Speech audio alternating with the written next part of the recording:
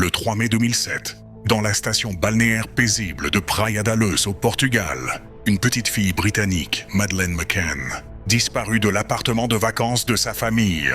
Cette nuit, destinée à être ordinaire, devint l'une des affaires criminelles les plus célèbres et les plus mystérieuses du monde moderne. Les parents de Madeleine dînaient dans un restaurant tout proche du complexe, effectuant régulièrement des allers-retours pour vérifier leurs enfants. Mais lors d'un de ces contrôles, ils découvrirent que la porte de la chambre était ouverte et que Madeleine n'était plus là. Leur vie bascula en quelques secondes. La police arriva rapidement, mais les premières heures de l'enquête furent marquées par de graves erreurs. L'appartement ne fut pas protégé. Des dizaines de personnes entrèrent dans la chambre, risquant de détruire des preuves précieuses. Ces maladresses initiales allaient poursuivre l'affaire pendant des années. L'enquête attira presque immédiatement l'attention internationale. Les médias du monde entier affluèrent, transformant l'affaire en un phénomène global. Sous cette pression immense, la police devait agir vite, tandis que les parents tentèrent de faire face à un chagrin inimaginable.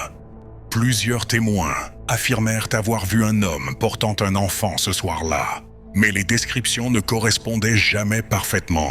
Chaque témoignage ajoutait des questions plutôt que des réponses, compliquant encore plus la tâche des enquêteurs.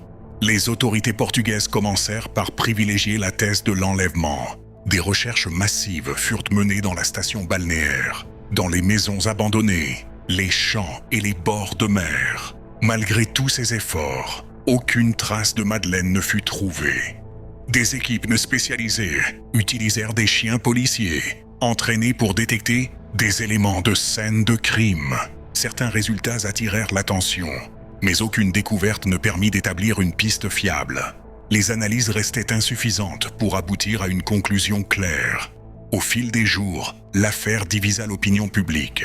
Certains manifestaient un soutien profond envers les parents. D'autres, influencés par les théories des médias, commençaient à douter.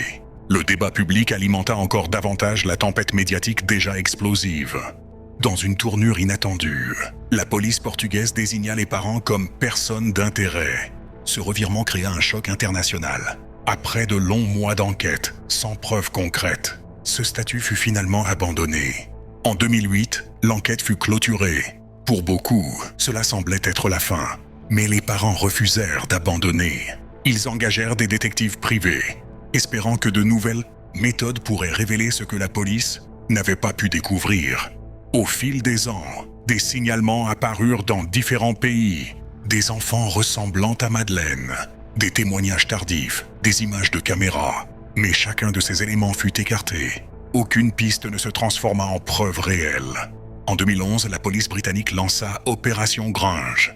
Une équipe spécialisée se consacra à réexaminer chaque preuve, chaque rapport, chaque témoignage depuis le début. Leur objectif: reconstruire l'histoire sans les erreurs du passé.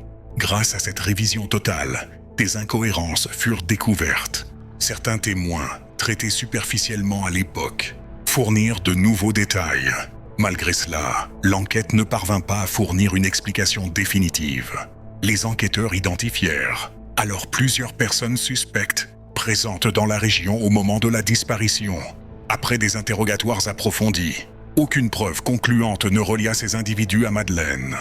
Une théorie très discutée suggérait l'intervention d'un cambrioleur opportuniste.